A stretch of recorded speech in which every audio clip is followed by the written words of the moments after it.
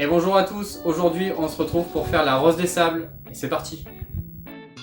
Pour la première recette, on va donc faire des roses des sables. Et pour ça, on va mélanger du chocolat fondu et des céréales.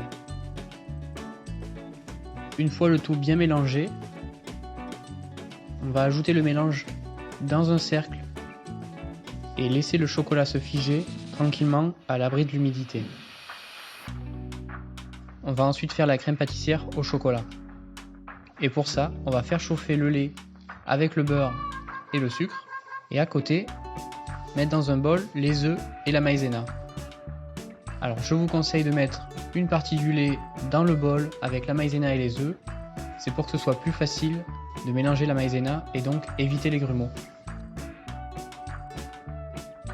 Une fois que le lait bout, on va mettre une partie dans le bol,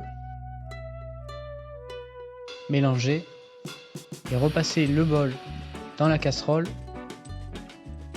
et cuire le tout.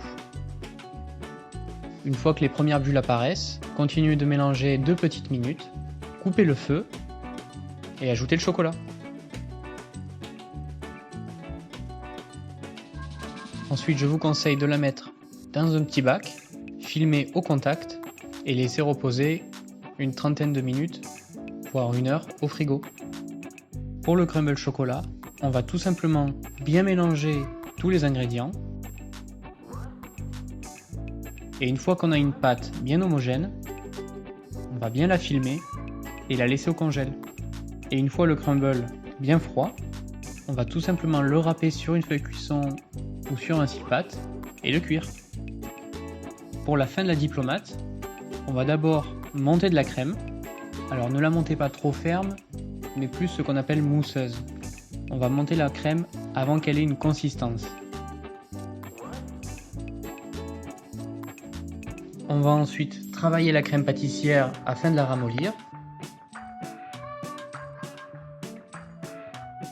Et puis ajouter petit à petit la crème fouettée dans la crème pâtissière.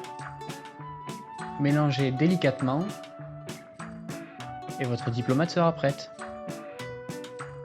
Alors pour la finition du dessert, on va donc pocher la diplomate sur la rose des sables, ajouter un peu de poudre de cacao sur le dessus, finir par le crumble et déguster. Alors attention, je vous conseille néanmoins de finir le dessert et le déguster, car la rose des sables au frigo devient trop dure et une diplomate ne se conserve pas à température ambiante. Vous venez de voir la rose des sables, j'espère que la vidéo vous a plu. N'hésitez pas à liker, partager et commenter la vidéo, et à la semaine prochaine.